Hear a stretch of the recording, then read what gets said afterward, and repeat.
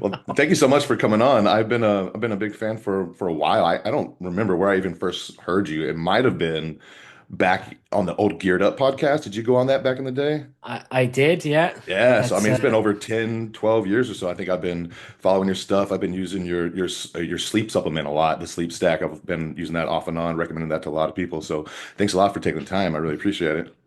Yeah, it's an absolute pleasure. So I'm an open book on whenever you want to Yeah. delve into, I guess, and Well, first, I see. think it might be good just to give like the quickest little bit of background on why you are kind of like the forefront of like the science of PEDs and the like I like that you're kind of like no nonsense. It's not like you hype them up or you don't villainize them. You just present what they are and you're really known for trying to take like a safer approach to PEDs. So what is your background and how did you even like get into the interest of anabolics? I guess my first background history surrounding like education is pharmacology and drug design. So I done a joint honors double degree in chemistry and pharmaceutical chemistry, and so I all covered pharmacology, drug design, how drugs interact in the body.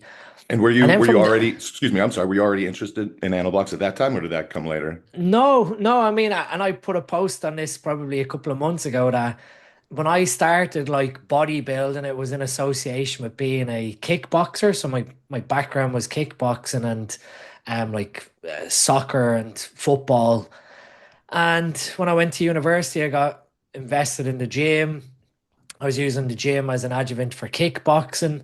And at that time, I was completely like naive, you could say, where you're looking at, not to put them under the boat, but like muscle and fitness magazines and stuff like that, where you see these cover models and everything else, and you're thinking, oh, I can achieve that. And, sure enough, I had a decent body at that age, 19, 20, but completely oblivious to this like dark realm of bodybuilding. And so I retired to speak from kickboxing. I had an injury in my leg. I done the world championships. I won that, and then I sort of exited out of kickboxing into bodybuilding as another adventure. People will And be that was surprised one. that you could fuck them up. They probably don't think that. So smart, got the glasses, seem kind of nerdy, but you're a kickboxing champ. I didn't know that. Yeah, I won the WKC World Championships in 2010. So my background like was kickboxing, applied to the gym, and then I guess that was when I started to really have my eyes opened to this whole other area of, I think we all like as kids or teenagers have a rougher idea of like steroids and like drugs that are used by celebrities and everything else. But it was only until I started actually looking into like competitive bodybuilding that I seen like I guess the division between natural competitors and enhanced competitors. And it was like a gray area where the enhanced guys were sort of like it was taboo, stigma associated to it. No one really wanted to accept. I remember asking um, different organizations at the time, naively, I guess in hindsight, as like a young 21, 22-year old asking, like what's your testing policy, trying to figure out what's going on. And they're like, oh, we don't do any testing. I'm like, okay, fair enough. And then from there, I guess I started to apply like stuff I learned in university with pharmacology. And that was around the time I'd say when I was entering into like my PhD, that's when the rabbit hole really dived in. I developed a big interest in how these drugs work, the side effects, utilizing functional medicine. So functional medicine would be a branch of medicine that tries to understand root causes of disease. So then you start asking yourself, well, what is the mechanism behind why cardiovascular disease happens with steroids? Why does mental deficits occur? You start to create all these different like what ifs or why questions. And that really then opened up to me that a lot of the stigma that was associated to the drug use, I wouldn't say it was unwarranted, but it most definitely didn't line up with the root causality of why these things developed. So, for example, like heart disease with steroids, not all anabolic users are going to develop heart disease or testosterone replacement therapy patients are going to develop heart disease, but there is a higher risk. And higher risk, as you delve further into it, comes from higher levels of LDL cholesterol, higher rates of oxidation of that LDL cholesterol, and also in theory higher rates of oxidative stress globally throughout the body.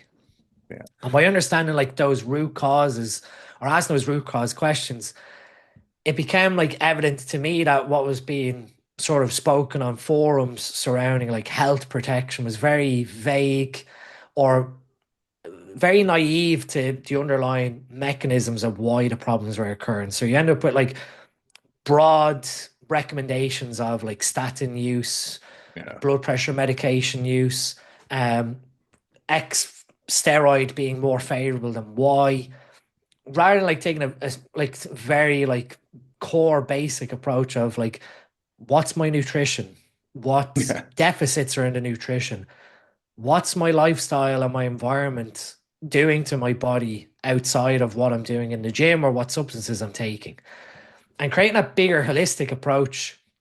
You can then start to see, well, perhaps I'm not eating enough fruits and vegetables, so I'm not getting enough polyphenols and antioxidants. I work in an environment that's heavily exposed to Wi-Fi or electromagnetic radiation that you don't even feel, which is depleting you of antioxidants. That understanding that bigger picture, you could then implement different strategies to protect in certain aspects what anabolic use might be doing to your health long term. So is And I it kind of guess, like, go yeah, ahead. I was just gonna, is it, so it's kind of you, like you either, you might be doing something that isn't the best health wise, but if you're not on anabolics, it's just not quite as damaging as once you start adding those. Like if you're missing things in your diet, your sleep's bad, and free radicals are kind of becoming an issue. It just gets amplified on gear. Is that kind of how it goes? pretty pretty much at like a really simplistic level. I mean, I guess if it's not anabolic steroids, there are other vices in society. You know, you've got alcohol, which depletes your glutathione, oral steroids deplete your glutathione, as do other things in the environment. That it's not, it didn't feel right to me for us to be stigmatizing compounds that were originally designed as medications and then someone cleverly decided to see how it improve human performance. That if we took that pharmacology approach of them being used as medicines, well, every medicine has some level of safety, if you want to put it that way. There are risks with any medication. You know, you take two acetaminophen or paracetamol tablets, and you're depleting your glutathione in your liver by about 90% until it resynthesizes it. So that simple two tablets, no one tells you, oh, if you've drank alcohol and you have a hangover with a headache and you're taking acetaminophen or paracetamol to get rid of that headache, the conversion of acetaminophen or paracetamol to its toxic metabolite increases when there's alcohol in your system. So now you're causing this double whammy of you've gone out, got drunk, and now you've got a headache, and you're taking paracetamol to get rid of the headache, but now you're injuring your liver. That Yeah. So just no take one, one vice. no one thinks twice of that risk to two paracetamol tablets, but it's Yeah. there, and it's Yeah. much higher when you drink alcohol. So with that in mind, it sort of to me it came down to there are risks, but if we can appropriately educate some of the root causes or the mechanisms and what we could in theory do to offset some of those risks, then the long-term risk management of it becomes a little more easier than following some benign protocol of like take milk thistle for your liver, take hawthorn berry for your blood pressure. Like they're just, yes, these compounds, and I took a big fascination in like dietary supplements, nutraceuticals as a means to help with someone's nutrition, as opposed to this is the be all and end all that's going to protect you. And What's going it's to protect you is your strategy of your lifestyle and your environment. and it's very obviously individual, right? Like so many people have different reactions. Like what's one blood marker that you see like vary a lot across the board? Like obviously, like we think about estrogen, right? We know some people really are heavy aromatizers and some aren't. Is that one of the main ones that you see the biggest variability in, or what are some of the other ones?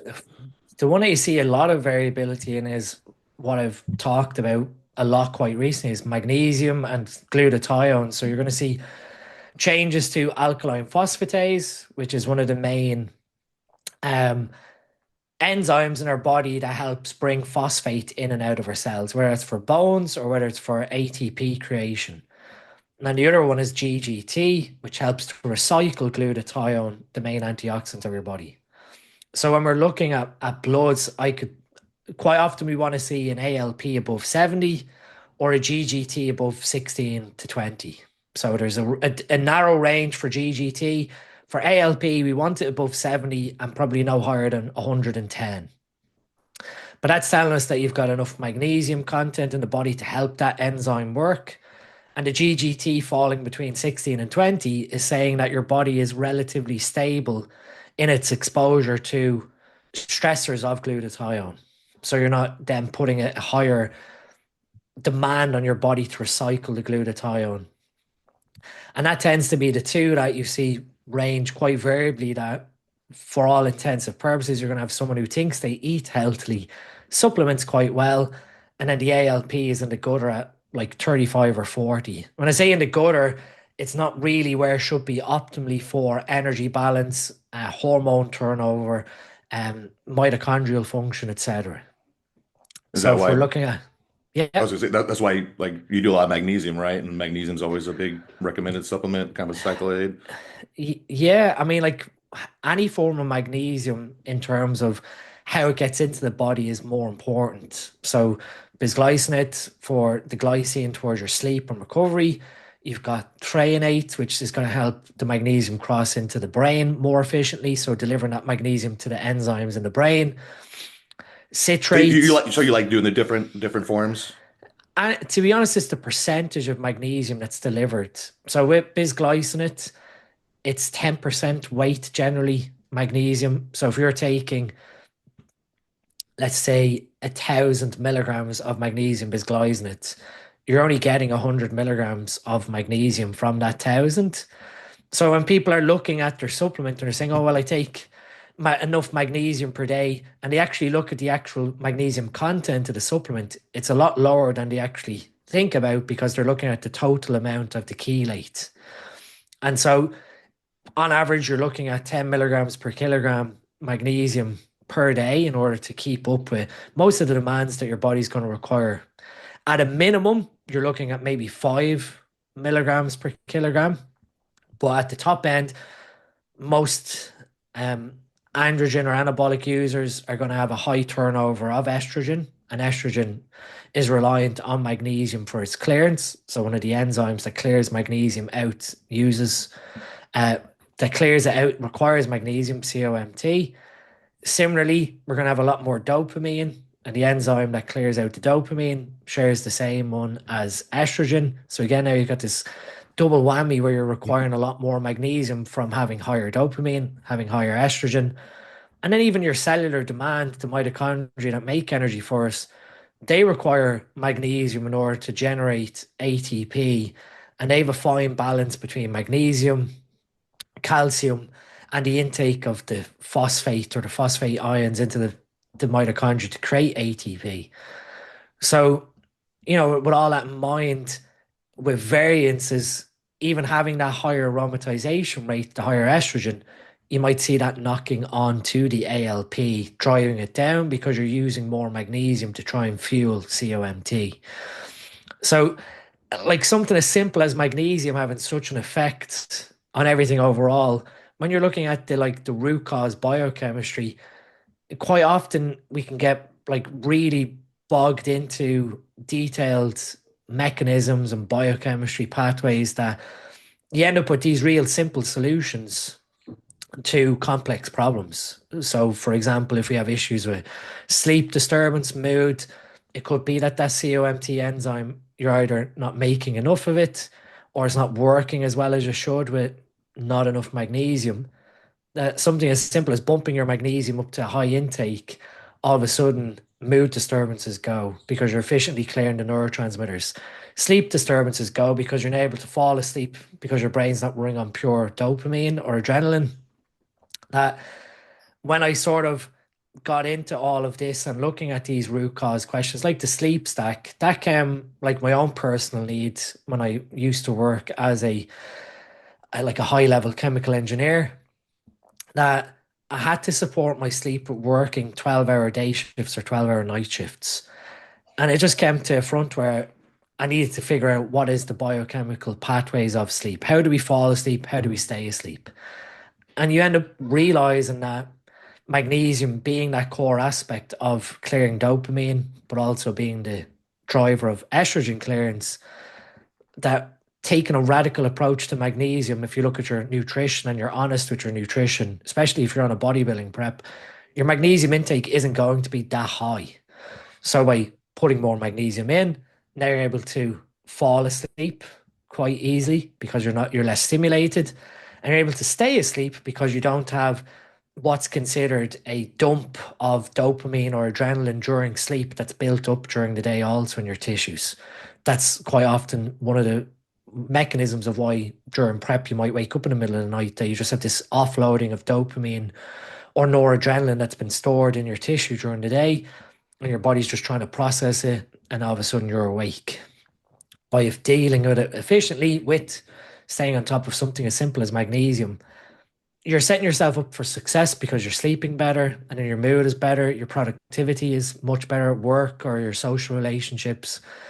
It was having that like curiosity of, why do we have insomnia issues? Why can't we fall asleep properly on prep? Or why do we wake up so frequently?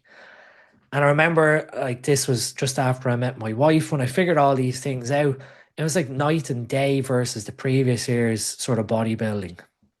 And it's sort of, as time has gone on, this is why I love bodybuilding, is that it teaches us lessons about our own biochemistry, but also allows us a chance to share some of these things that we've learned with others if they're willing to listen, or whether they're piqued in the interest of it. The sleep and magnesium connection was the first thing that I sort of presented with social media and got really involved with. Anabolics, heart disease prevention, the utilization of like vitamin E, glutathione, CoQ10, making guys aware that while your lipid panel might look good, if you're not checking oxidized LDL or you're not checking the apolipoprotein B, having green LDL values doesn't really tell us too much, other than, okay, your production of LDL is in a good position to the rest of the population. It's not that you're more healthy than the rest of the population. And then in recent, probably the last year or so, that whole mitochondrial optimization and being very interested in, well, how do we generate energy in terms of like utilizing fatty acids, utilizing glucose, and more so because those guys, the mitochondria, are what drive a lot of the oxidative stress of the body. So they drive a lot of the disease. And it's nice to see when we start looking at some of the mechanisms of disease, they're now starting to change the pivot surrounding, oh, well, for example, cardiovascular disease is caused by plaque accumulation. Well, some of that oxidation that's occurred to drive that plaque accumulation could have come from oxidative stress to the mitochondria. So now you've got this chain reaction where, yes, the end point is heart disease, but the starting point was mitochondrial dysfunction causing the stress on your body. And it's Well, you nice got to to. see that. No, Yeah, I was go just for thinking. it. Yeah, I was about to say. Yeah, you got to be kind of happy to see the way things have changed over the years, right? Because people went from doing no blood work to now, and then they were doing kind of basic blood work, and now people are really diving in deeper and pulling out the things you're talking about. And then mitochondria optimization is like a big thing over the last couple of years as well. So yeah, it's changing a lot, and you're definitely a big part of that. But it's got to be good to see. Yeah, I'm very, very happy. And, that was one of when I got on social media, like what, 2016, 2017, when I met my wife and she pushed me down that avenue. It was just to come on and share knowledge and make sure that, like, at the end of the day, it's great having a like a show winning physique to speak. But when you're exiting out of bodybuilding, like, we can't bodybuild forever. In theory, yes, you can stay relatively muscular, if you want to put it that way, but you're never going to be like a top level bodybuilder all the way up into your 60s or 70s without there being some ridiculous risk.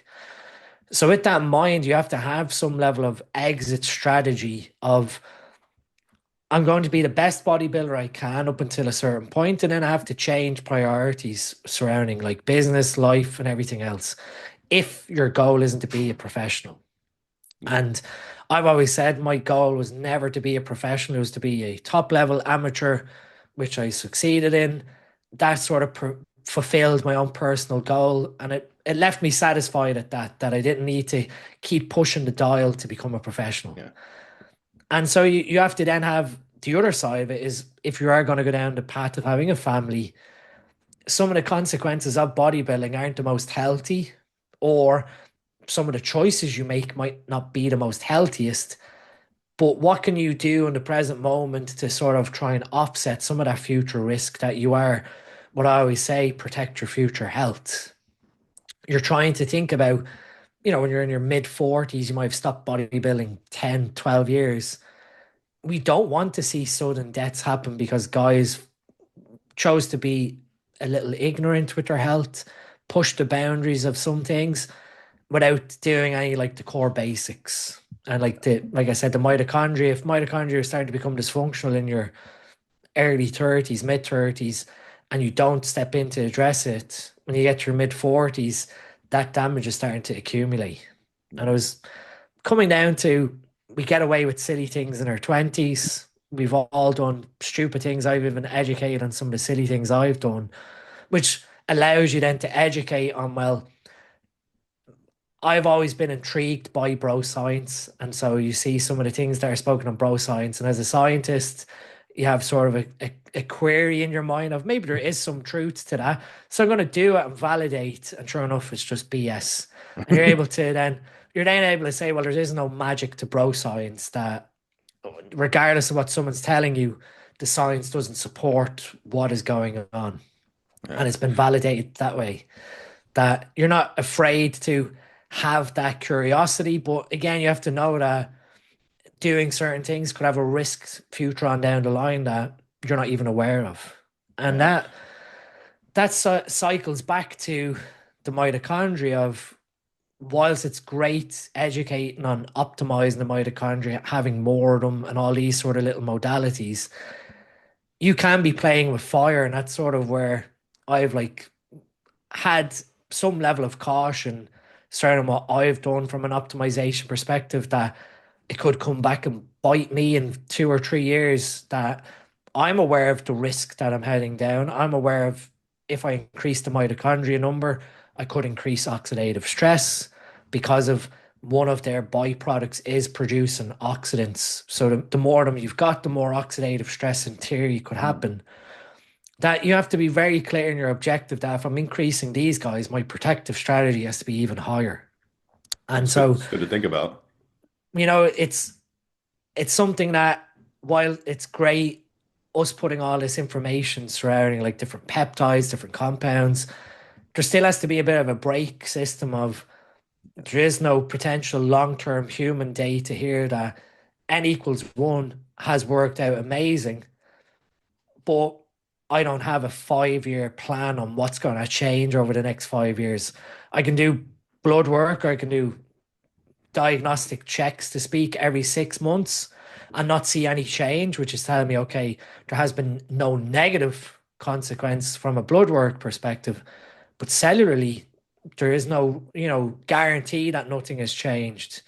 And that's why it's very important when someone is looking at all this education and like interesting science, that they make that informed decision rather than like an influence and protocol of, oh, well, he's taken that and this is what's happened, so I'm going to do it too. Because that's sort of what I come in to educate against, was someone telling someone on a forum anonymously, oh, take 1,000 milligrams of test and take 400 milligrams of tren and it's amazing as a cycle, without any sort of objectiveness to what that person is doing, nutrition wise, training wise, age, etc.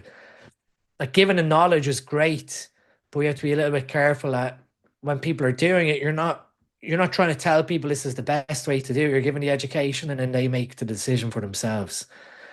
And that's sort of how I've guided the whole philosophy of education online. Was I never got into arguments of calling out other people of they're wrong, I'm right. It's always been, here's the data presented, here's the facts. If you want to argue against it, great. But But argue against the yeah, facts. here's the facts. And yes, quite often you do get some counter arguments, which is great, and that's how we all learn. But I've never tried to be someone who tries to spin something controversially or try and generate some level of hype with calling this guy out and that guy out. It's always been in the reverse where someone's decided to try and have a go at me, and it's sort of like, well, the facts are the facts. The science doesn't have any feelings. So it can be hard, but I've always tried to remain true to that in terms of like giving a level of education and then allowing the person to decide for themselves. Because at the end of the day, I guess the last thing you want is someone to come in with like a condescending tone and tell everyone they're wrong. You're not doing this right. You're not doing that. You're trying to offload some of the things that you've learned, which you feel has some value to some people, whilst ensuring that maybe later down the line their health is going to be in some shape or form protected to an extent, and they don't, incur some of the negatives that can come from being a bodybuilder. Me personally, being a father, I don't want to, like, in 10 years' time, when I'm in my late 40s, turn around and go, oh, well, I wish I didn't do that because now I've got issues with my heart or whatever. There has to be, yes, we accept the risk that when we do these things, certain things change. I mean, recently someone asked me a question surrounding androgen use and aging. So they'd been told they'd looked like their appearance had drastically changed, that they looked older. And was there any way to potentially That was a question I reverse had, that? actually. Great. And so we know obviously aging comes as a consequence of cellular replication speeding up. And when we utilize androgens, we are speeding up cellular replication with muscle protein synthesis. So if we're driving that, I guess, muscle protein synthesis, cellular replication intensely with high levels of androgens, and we're causing oxidative stress where tissues are getting damaged and not protected, the tissues themselves can result in cells that can become dysfunctional. So that could be collagen cells in your skin. It could be um, the melanocytes of your hair follicle, which give your hair its color. And so you might start to see things creep in where DNA damage has occurred that is irreversible. So you're not going to reverse a gray hair where the cell has become basically a zombie cell. But if, for example, a gray hair is being caused by oxidative stress from being bleached by too much hydrogen peroxide, then you might be able to reverse that by giving your body more antioxidants to unbleach the cell. But for the majority, a lot of the aging aspects that come from anabolic use are going to be relatively irreversible. Other than if someone was replicating, for example, like say skin cells very quickly, and you're heading towards a potential issue where you're losing elasticity of the skin, you're ending up with potential wrinkles to speak, lowering back to either a physiological level of androgens or a coming off to speak, where you go back to completely natural levels of production. What you've sort of done there is just halted your biological clock beyond what was happening with the androgens. So for certain individuals, they may appear to de-age because you've slowed down that cellular replication. But for the majority part, they end up do look more aged than some of the same age as them. And again, that's always been something that I've always been cognizant of, that if you're pushing these things quite heavily, if your physical appearance in terms of like your aged appearance doesn't really matter to you as a bodybuilder, then go for it. You're going to be speeding up your aging process. That is, for the majority part, going to be irreversible from a physical perspective. If guys don't mind looking in their mid 40s when they're only in their early 30s, that's their personal choice. The same way with virilization aspects with women being relatively irreversible. If they've made the choice that that is an acceptable consequence, then that's their personal choice, and you can't say otherwise.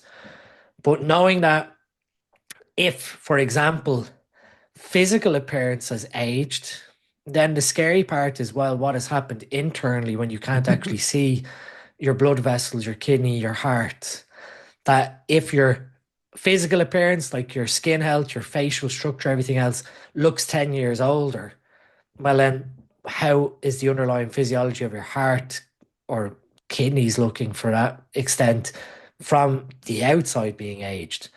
And that was where, I started to educate surrounding 3D diagnostics, like make sure you're going for perhaps a CT angiogram with contrast once every 10 years. So you're getting a 3D picture of how much soft plaque and how much calcified plaque is inside your arteries. So moving away from just a straight up CT scan with a calcium score, the contrast, if the person's kidneys can accept it, gives them a 3D picture of, okay, well, there's a small bit of soft plaque starting to develop in one of the coronary arteries, or we can see a small bit of plaque distributing outside of the heart structure for a stroke risk, perhaps. It just gives you an insight beyond your blood work of, well, that's the actual physical picture, as opposed to looking at bloods and trying to make a correlative assumption. Because at best, um, whilst I'm quite experienced with reading blood work and trying to piece puzzles together, I've always said it's almost like you are a fortune teller. You're looking at what's coming based on what's present in the bloods. And you're never able to make a complete guarantee. So if someone has raised LDL, yeah, you can turn around and predict that there's a high potential risk of heart disease.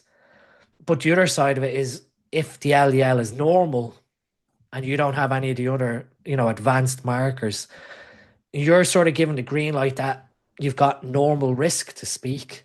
But there could be underlying advanced markers that are given a picture that actually, no, you're at very high risk. For example, they could have very high levels of LPA, which is never really checked on bloods other than a specific request. And that's most often a genetic marker towards cardiovascular disease. That you could have perfect LDL all your life and LPA has never been checked, but your LPA could be in the hundreds. And all of a sudden you've had a heart attack in your 40s and you're questioning, well, my LDL has always been good. It's because that underlying marker that was never checked showed the high risk. So even when you're trying to make an assumption towards someone's health with blood work, you're being a, you're given a prediction is probably the best way to explain it than a set in stone guideline. Yeah, I think a lot of people are doing the contrast test too. Like they've over the last few years, I heard a lot of people doing that. I haven't done it yet. I really want to. But with this whole like long-term thinking in mind, like we want to be good and functional in our 40s and like look like our age and have kids. I have a lot of my audience is like natties or like they're really my audience is pretty smart crew and they really like to know this stuff. And a lot of them are kind of on the border of turning to the dark side, as they say, right? So I remember when I first started, I was 23 and I had a really good natural physique. Everybody thought I was on gear. And it was like, okay, well, this is what I'm gonna do. And at the time, it was like on the forums, everybody said you do 500, your first cycle, just jump on 500. So that's what I did, and I got crazy gains. I mean, I blew up with so much water, my blood pressure was crazy. I didn't really manage it the best, but I mean, I'm assuming that's probably not what you would recommend is jumping straight to 500. Like, in your idea, like, what is a safest kind of starting point for a male? This was sort of where I brought the being biochemically unique in that what might work for you might not work for me or might actually cause a lot of side effects for me. And that's because my genetics are completely different to your genetics. So whilst you might have seen amazing changes at 500 milligrams of testosterone, if we like work out equivalent what that generates from I guess a nanogram per deciliter or nanomole, which is what I'm used to, 500 milligrams will yield a level of about 90 nanomole. And roughly off the top of my head, it's about 2,800 or 2,900, I think, nanograms in US terms. But 90 nanomoles from 500 milligrams of testosterone, if my natural test level before touching anything is 10 nanomole, and I'm going from 10 straight up to 90, I'm 9xing where I'm pretty much heading to. Same story if I'm like, I don't know, if I'm at 350 nanograms per deciliter and I'm going up to that 2,900, you've nine extra your natural level. So, with that in mind, then it might work beautifully for you because your natural level may be in the high 20s, 25 nanomole, or again, US measurements, I think it's about 800. Going from 800 to 2900 is still a decent jump. You've still gone up nearly three and a half your natural level, but it's not as big of a jump as me going up nine times my natural level. So your exposure to those androgens on a total level is a lot lower than me, who's down at 10, versus you in theory at 25. So with that in mind, you have to then be very careful with 500 milligrams being the sweet spot. For someone, it could be absolutely amazing. For the other guy that's going from, 10 nanomole to 90 nanomole, now he has such a high level of androgens in his system that his body's left with choices in that, do I upregulate androgen receptors to try and take more of this total dose inside cells for effect? Do I push it on to aromatase to create estrogen? Do I push it on to 5 alpha reductase to create DHT? Or do I just get rid of it? Does the liver just ignore it and get rid of that high dose without using it? And it's probably going to be a combination of first three. You're going to upregulate your androgen receptors to accommodate more of them being more of the drug being used. But as a consequence, you've got now more testosterone going inside your cells that can convert to estrogen and DHT. And that's where you start to see probably more side effects come than more positive benefits. Whereas if that person at 10 nanomole tripled their natural level up to like maybe 40 nanomole, they've still done in theory what you've done from 25 up to 90 to speak, but you've now done it in an intelligent way that you've halved the dose of what it takes to get up to that, like 500 milligrams versus maybe 210, 220 milligrams, that your aromatization rate drops in line with that lower level. And now, in theory, the side effects that could present themselves with the 500 milligrams are a lot less severe at the lower dose because now you're being a bit more accommodating to your biochemistry. And that was where I started to suggest, if you're going down this route, know your golden numbers, know your total tests, know your Yes. FSH, know your LH, estradiol, and then from there manipulate those values to double, or probably from a physique perspective, tripling your natural number, and see what happens. See what happens, like objectively. Do you get stronger? Do you get a better libido? Do you start to get more acne? Do you start to see higher blood pressure? Does hair start falling out? Does gynecomastia start to develop? Like, all the good things aside, what are the bad things that are happening from going up in that double or tripling of your testosterone?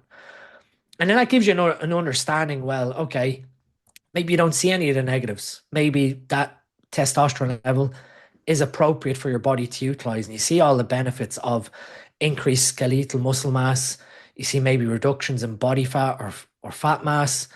You might see improvements to your cognitive health. So your dopamine production goes up. You're now more driven. You're more androgenic and male to speak. And that you're not going to necessarily see the side effects that might have happened had you jumped straight to 500. And that jumping straight to 500 and creation of those side effects could, in theory, deter someone for the positive, in that I'm never touching that stuff again because it caused all these side effects. It's not for me. See you later. Yeah, I switched to pro But hormones for like a year after that because I just didn't like the everything that I just blew up so much water and everything. But yeah, I think 500 is probably a little much to jump to. So if you're thinking like your test levels are like 500 naturally, like you're a little low, right? And you would want to like triple or maybe quadruple since it's so low.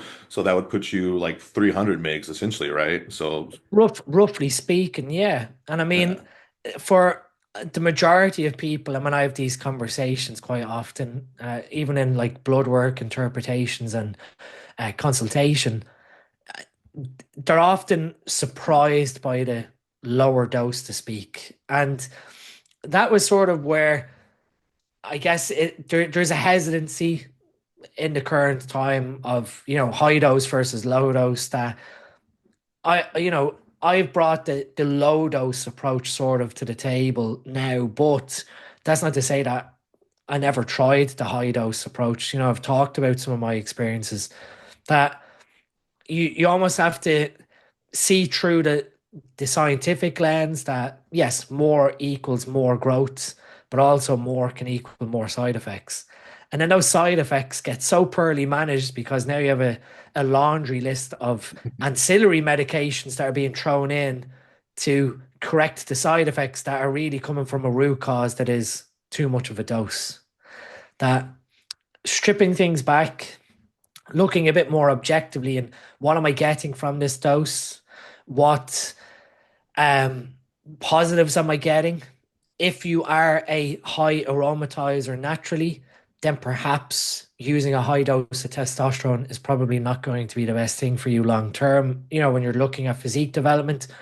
So, what you might require is a stable base of TRT. So, you're finding what's the most appropriate level of testosterone that fulfills my body naturally in terms of the natural functions it relies on testosterone for. It aromatizes to a normal amount of estrogen for normal body function, so liver health, cardiovascular, mental mood, etc. And then from there, if I start adding in compounds that can't aromatize or can't 5 alpha reduce, they're just rigid in that they have one action, which is the androgen receptor, or they get metabolized.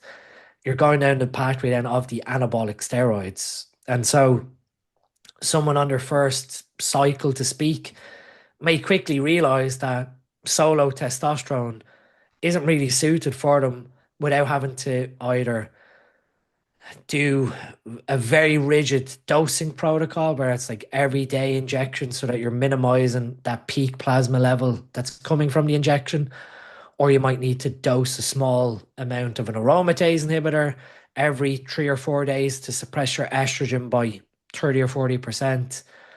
It, that of itself then becomes a lot more, I guess, unpredictable long term because you can't linearly increase the amount of testosterone you're taking without there being changes to the metabolism of it.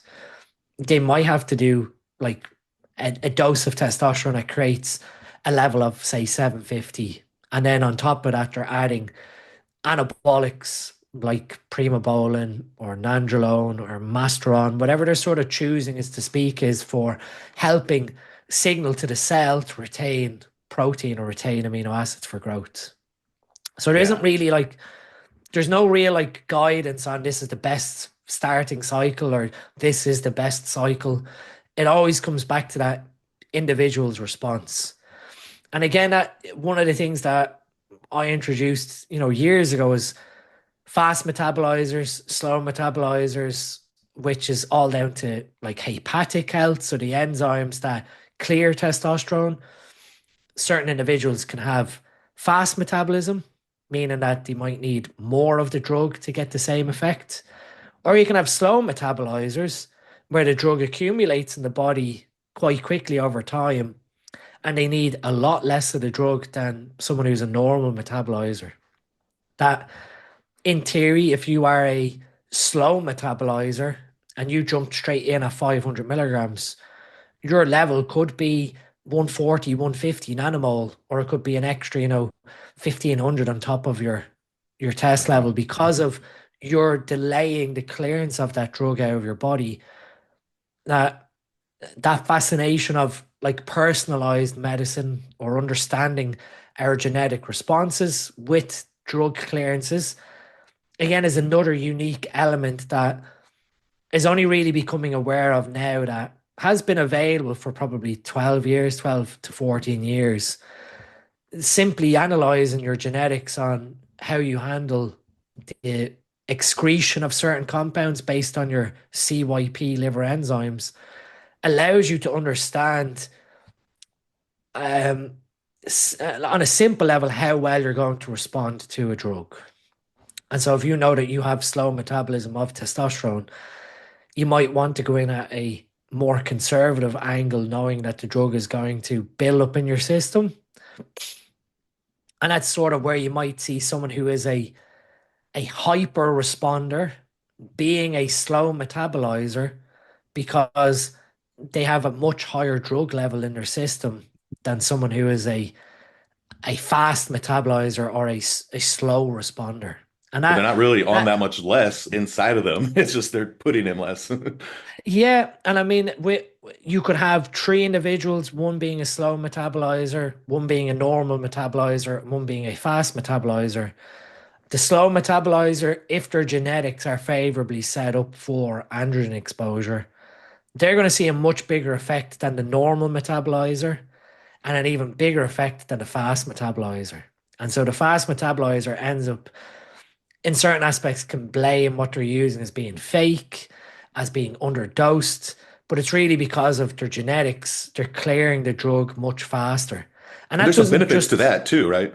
To clearing it there, fast. I mean, there, there is, yeah. And even then, it applies to other drugs. So these individuals, if they are aware that they are a fast metabolizer from their own research and delving into it, well, then they're able to make their general practitioner or their healthcare practitioner aware of some of this information.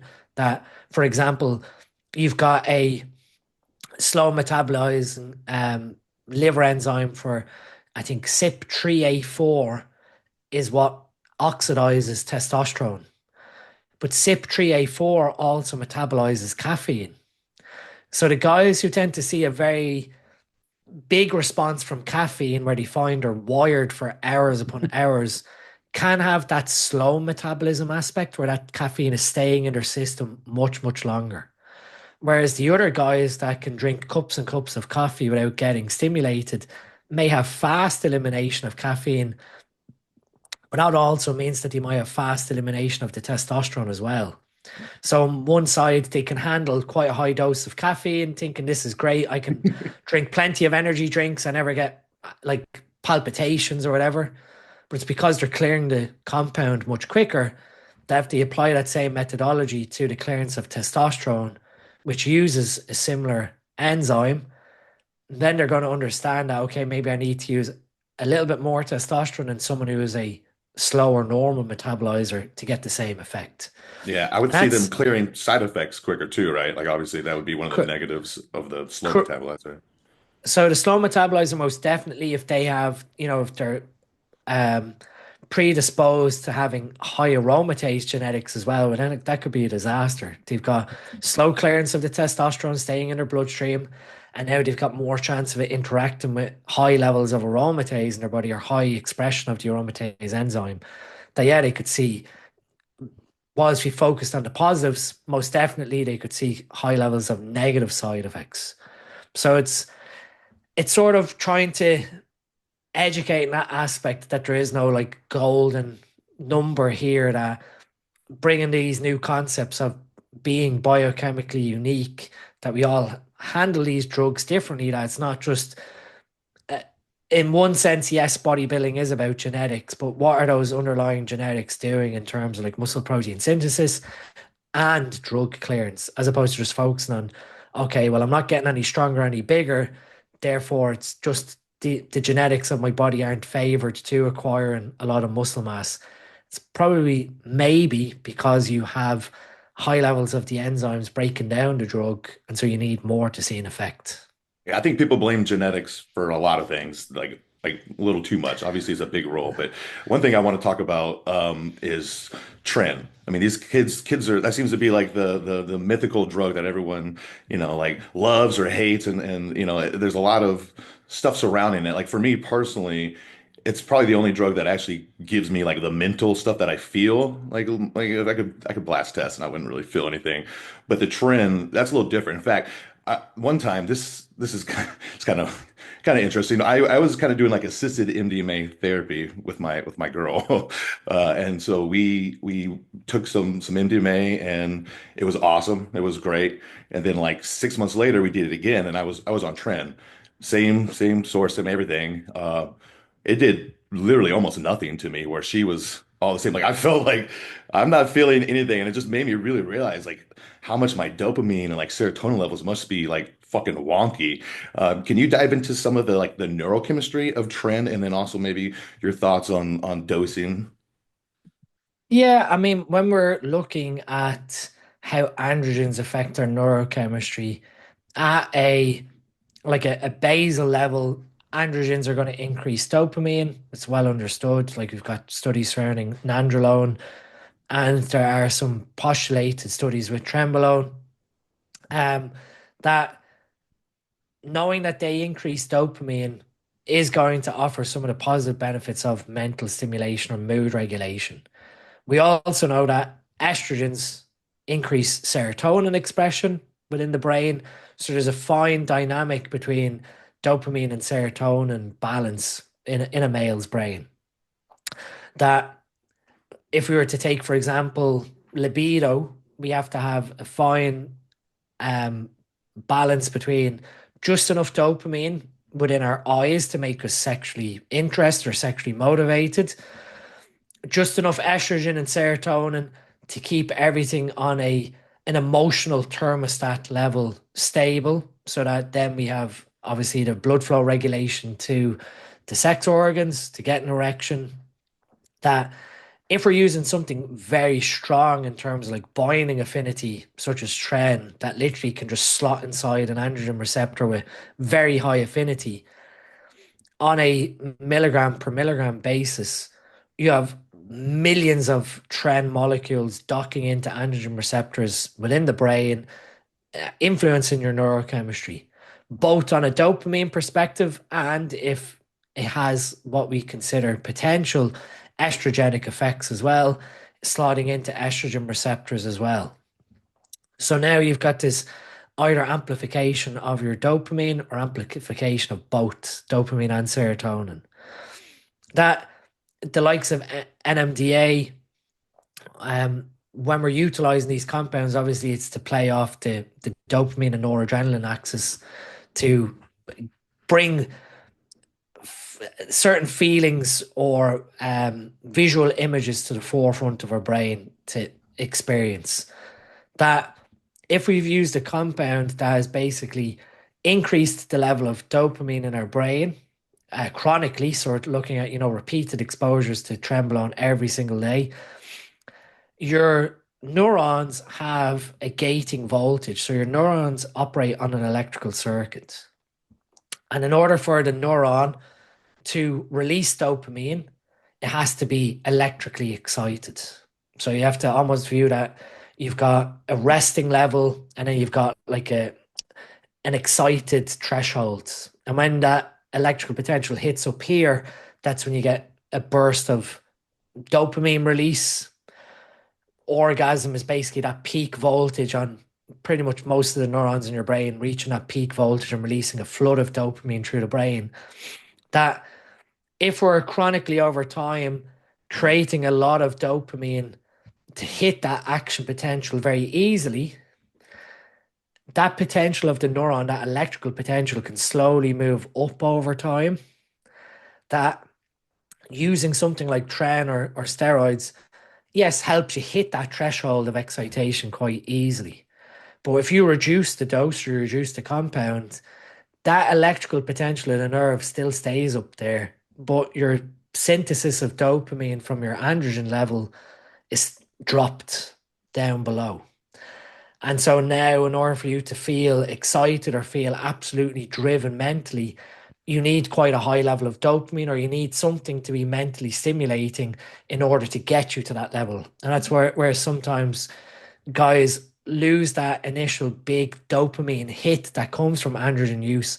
And then they're looking for ways to improve that amount of dopamine in their brain to become excited again. And so what potentially happened there was the acute exposure to tren, whether it's like 6 to 12 weeks or whatever cycle, you've changed the neuron's sensitivity, you've changed its voltage, that when it comes around to the time to utilizing the psychedelic, the neuron is still, I guess, capable of releasing a high amount of neurotransmitter, but the excitation potential to hit that level of release is much, much higher than previously. So the first time you tried it, probably the threshold was sitting relatively close, and there's a big jump and a big Yeah, just burst. TRT the first time. And then the second time you're using androgens where the voltage threshold is right up here, And even though you're using stuff to get you there, when you take the substance, you're not hitting the same release as when it was at a lower level with TRT.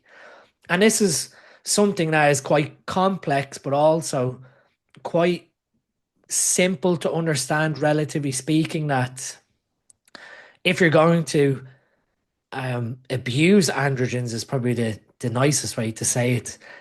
Long term, your biggest consequence is your mental health as opposed to your physical well being, like your heart, kidneys, liver, etc. And this is something that I see a lot of with consultation work is the neuropsychiatric side effects of discontinuing androgens, whether that is a cycle or whether that is discontinuing TRT, that they're unaware of this consequence to their brain that they have slowly manipulated over time towards their dopamine transmission, that even if they do recover to a normal physiological level of testosterone, so let's say they come off steroids, they recover their testicles production of testosterone, their blood work looks good. So in blood work, their test level could be 750 and there's no signs of issues surrounding testosterone production. But mentally, they just feel blank or they just feel numb to speak. They can't get an erection. They can't feel any sort of emotional connectivity. What they've failed to realize there is by coming off, their brain has been left sitting up here, but physiologically they've come down to here. And so, whilst it might look good to restore normal function, if you've manipulated your brain chemistry for long periods of time, that high sensitivity or that high electrical voltage of the neuron might take months to even years to come back to a normal set point. And this is where it becomes scary in that I spoke about this the last few years that whilst it might not be physically addictive to utilize androgens, and whilst it might not also be psychologically addictive to using them in terms of like a psychological um, dependence, like if you don't take them, you're going to see these psychological side effects, withdrawal side effects. We're starting to potentially see that there may be some psychological withdrawal associated to androgens in that when you come off, your brain chemistry is in an unsettled position versus when you were at that and higher androgen level. And it might be just something that has to be understood but managed appropriately during that off period. And this is where you end up with relapse to speak, where someone comes off, recovers, blood work looks good naturally, hormones look good, but their dopamine level is in the gutter. And so now they have no libido, they can't get an erection, they just feel lethargic all the time or not, emotionally driven, they feel lazy. And it's because of that balance in their brain is still trying to come back to that normal physiological level. That the easiest solution for most of them is I felt good when I was at a higher testosterone level, therefore I'm going to start taking testosterone or steroids again.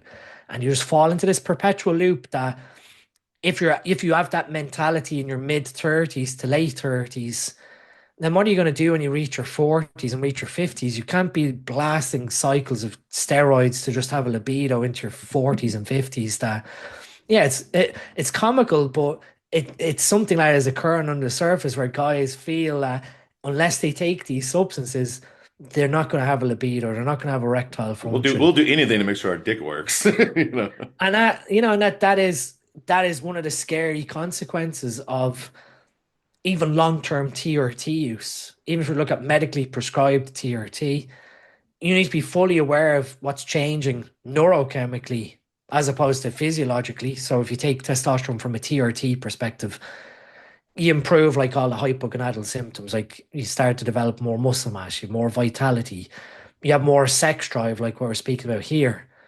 But that higher sex drive could be coming from higher dopamine as a consequence of a better testosterone level. And then your brain chemistry is optimizing to that testosterone level. That if at any point you decide, "Oh, I'm not taking TRT anymore," in your 50s or 60s, for whatever reason, falling back to a natural level of testosterone production, which in theory should still happen if everything stays okay. They should be able to restore their HPTA axis. If they did, they're falling back to a place where their neurochemistry is still looking for that higher level of T or T testosterone that they go around feeling miserable without any libido, etc. And that's because, in theory, they may have never been warned use this substance for a long period of time. Like someone could be prescribed TRT in their 40s and decide late 50s, I'm not doing this anymore, not realizing that that 10 to 20-year exposure of TRT was still enough to change their brain chemistry long term, that a normal low physiological amount of testosterone isn't going to cut it for the brain. Well, to begin anyway, maybe slowly over time, the neurochemistry will change, but how long that's going to take is unknown. We can't turn around to someone and say, oh, well, your dopamine neurons are this sensitive at this number. If we wait 8 months, it'll fall back to this good level. I've had guys with consults that's taken up to 2.5 years for that brain chemistry to stabilize, which can be absolutely debilitating for a guy in his mid 20s to realize that they've no libido as a consequence of what they've done. And they're left with choices of, well, do I go back to the easy solution of just continuing using androgens, or do I remain patient and let my biochemistry fix itself from the decision I made to use them? Do you like So, like 5-HTP or certain supplements at all if you're using tren or coming off of it?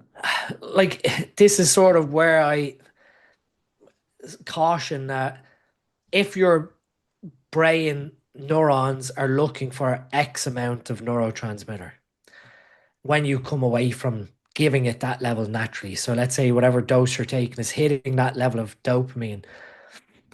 If you were to take supplements like tyrosine or phenylalanine or L-dopa, all these precursors to dopamine, or vitamin B6, P5P, are you really just putting more fuel onto the fire by giving your brain more dopamine precursors to try and get up to that high neuron sensitivity?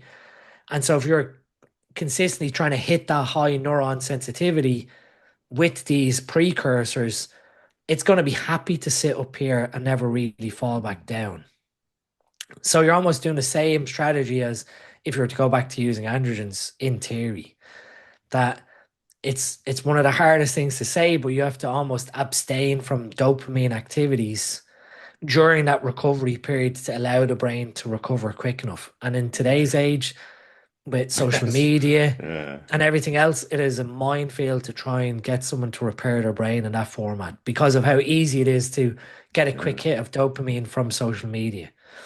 It's one of the main things that, like, when I started educating, like nearly 8 years ago online, mental side effects were the biggest risk that I started to speak about of where we're headed now in terms of like young population use of steroids, like the fascination with tren, the abuse of tren, unless they have a clear understanding of how to protect their mental health.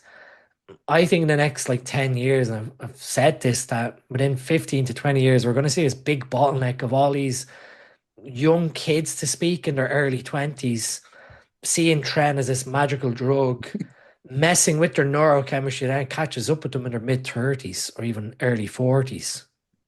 And so, even from that perspective, neuron degeneration can take quite a period of time to manifest itself, like cognitive deficits.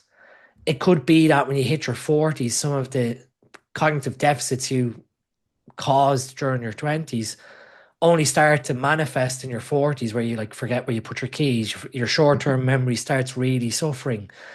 And these are all maybe consequences of maybe per brain age, where you have sped up the age of your brain, like what we spoke about, the age of the skin. You might have, again, not done anything to improve your brain health, which is another thing that you could consider, like doing mental exercises or arithmetic or whatever, games to keep your brain stimulated.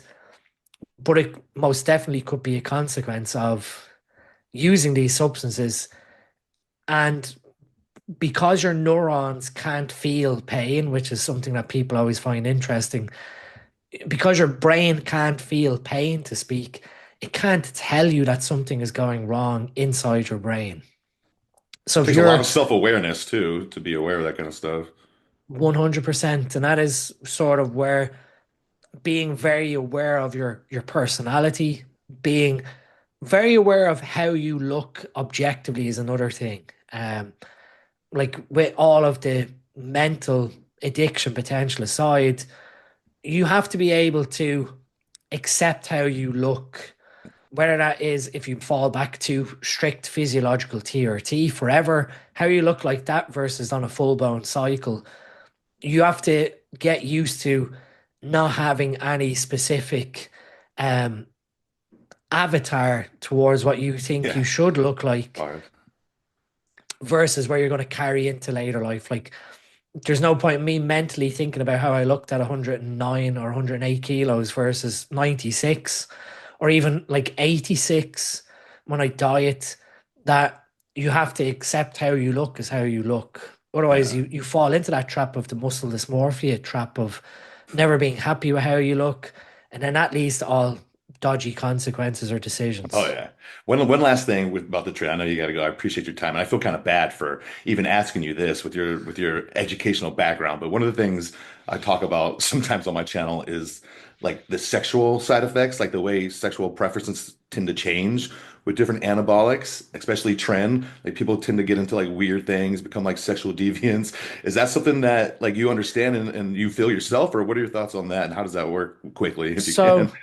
so that comes back to the dopamine aspect. And this is sort of where when guys either lower their dose or come off, they can fall into a pornography trap because whilst like you always hear this thing of you're never sexually attracted to someone visually, it's a lie really biochemically. You've got the most highest density of dopamine receptors from your eyesight back into your prefrontal cortex.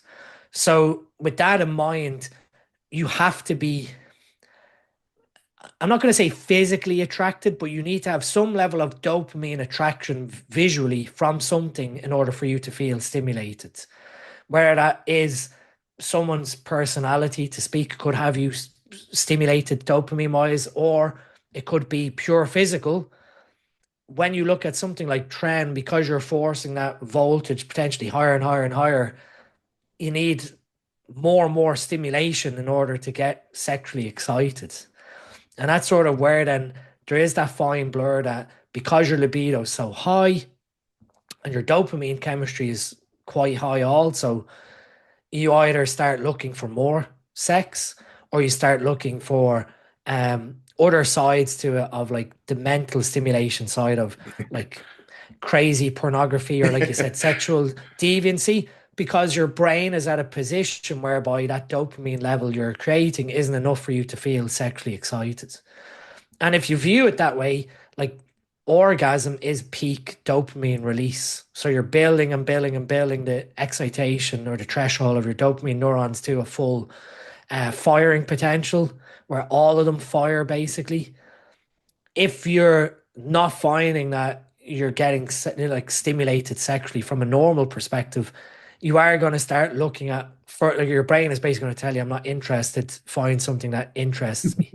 Find a And fat girl that for me. I don't know why. and that can drive you towards like crazy things. Do you personally notice It's anything?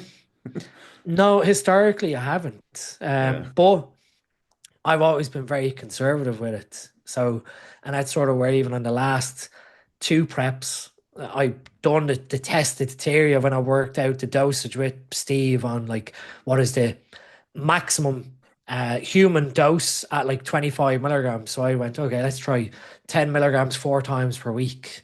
So I was 40 milligrams total was enough to see the effect visually without having some of the knock-on side effects. Because obviously, the more of this compound you put in, the more potential it has to act with your neurons, and that's sort of where it's like what you spoke about earlier with the balance towards what is the most optimal starting point when you're dealing with something like this that has the potential to be very strong androgenic wise, has a very strong binding affinity.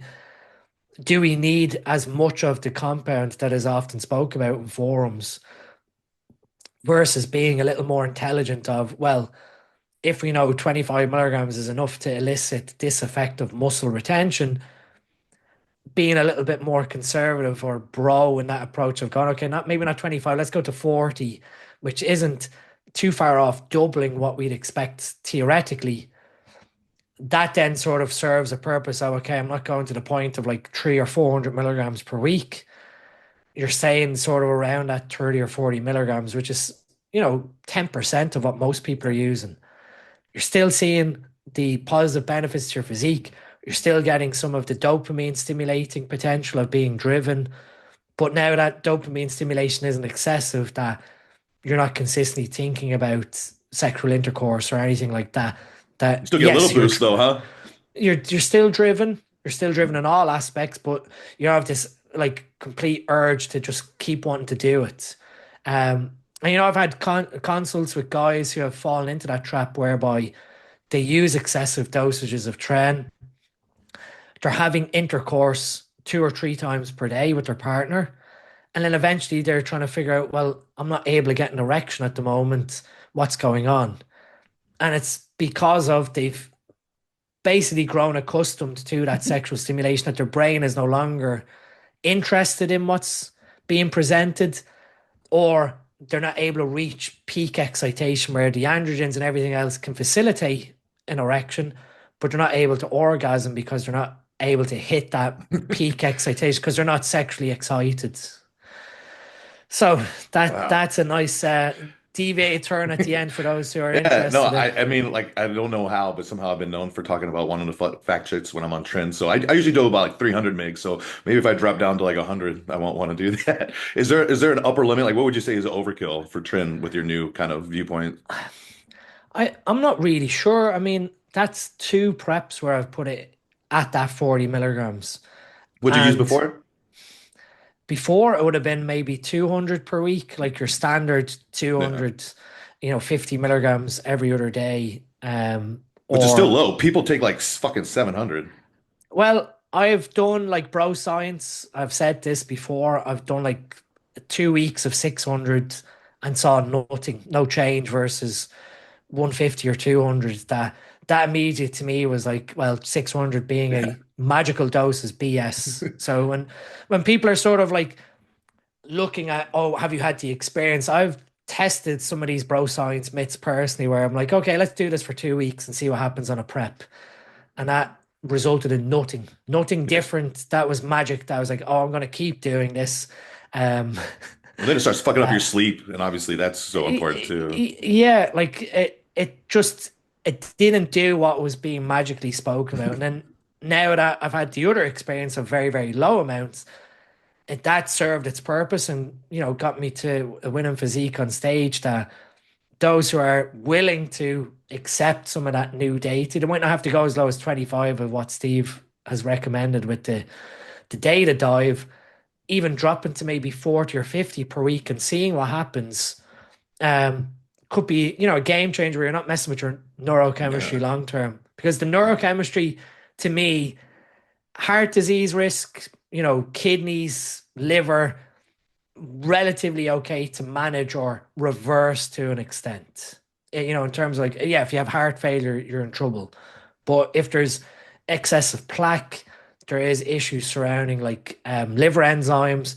We can relatively do strategies there to control it. If you've messed with your dopamine sensitivity, like what we've talked about here, the dopamine receptors of your brain, there is no short-term fix. Yes, we have, dopamine reuptake inhibitors, serotonin reuptake inhibitors, noradrenaline reuptake inhibitors, all these psychotic drugs that do have some merit in some cases, but you've literally taken one drug to now have to replace it with another drug that's one of the main things that objectively viewing with steroids is the neurochemistry risk is a big unmanaged one from my perspective.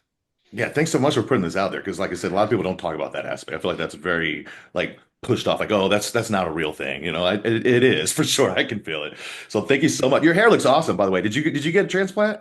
I did. We're Okay. at now I don't like remember it we're being so now thick and luscious. we're now at like 16 weeks post transplant, which Oh, is coming nice. in Yeah. pretty amazing. Yeah, it looks Um, really good.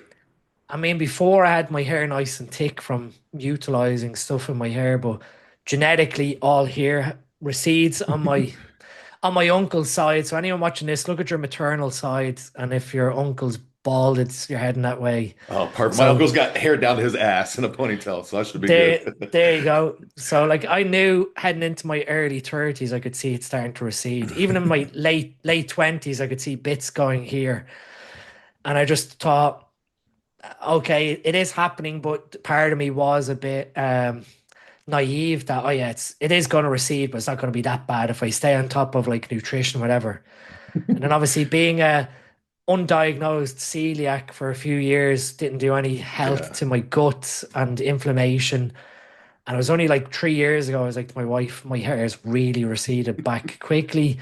You do all your strategies, like your topical minoxidil, finasteride, you gain back some level of density, like what it looks like now, but you can never regrow follicles that are dead. So How far did you bring it to, forward?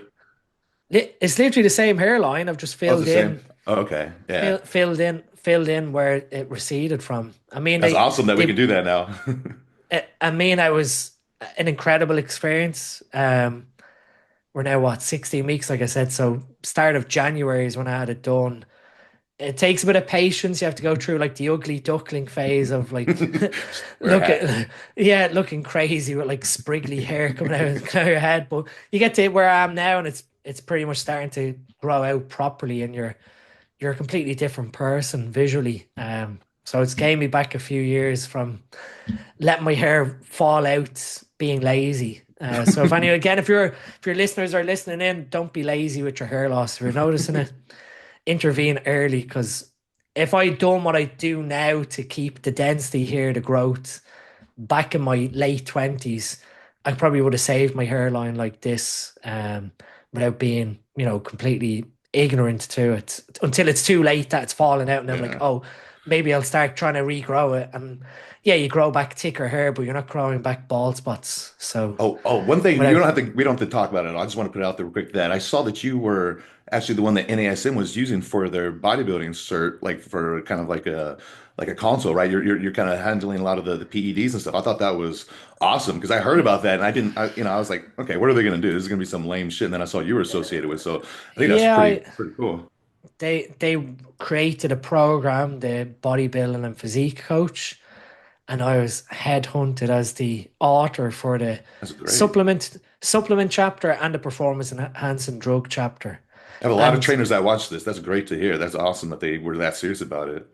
with the PEDs, I had the same like no bullshit approach to it of I don't discuss dosages, but I discuss the realities of like the side effects, some of the reasons why you might choose to use them or not use them, why there's certain uh, organizations ban them to speak, um, considerations with your healthcare practitioner. So whilst it's not like, oh, this drug does this and this drug does that, it covers like what a steroid is, what fat burners are, performance enhancing drugs in that regard. And yeah, really just making the coach aware that these things exist. Here's a relatively surface level introduction, like, because you're going to get guys who are like me in my early 20s being naive, Yeah. seeing that there are these compounds, but also strictly making them aware of, knowing their place in the hierarchy that yeah, as coaches or as competitors, we've had experience, but being able to be intelligent enough to go, okay, this is outside my realm. Either you need to go speak to your healthcare practitioner, or there's such an expert that you should consult with over what I think might be going on. It just really just puts the red flag on coaches that these things have serious consequences if you don't do it properly, and to really make sure you're covering yourself. Yeah, that's really cool. Thanks a lot so much for your time. Guys, definitely check out Supplement Needs if you want any really good subs. I mean, you got the man formulating them yourself, right? You formulate all of them yourself. I do. Yeah, that's awesome. Selfishly for myself is how I've often Exactly. said. Awesome. Well, thank you so much for your time. I really appreciate it and all the stuff you put out there, man. Pleasure, Jonathan, and we'll speak soon. All right, have a good one, buddy. Speak to you soon. Bye bye.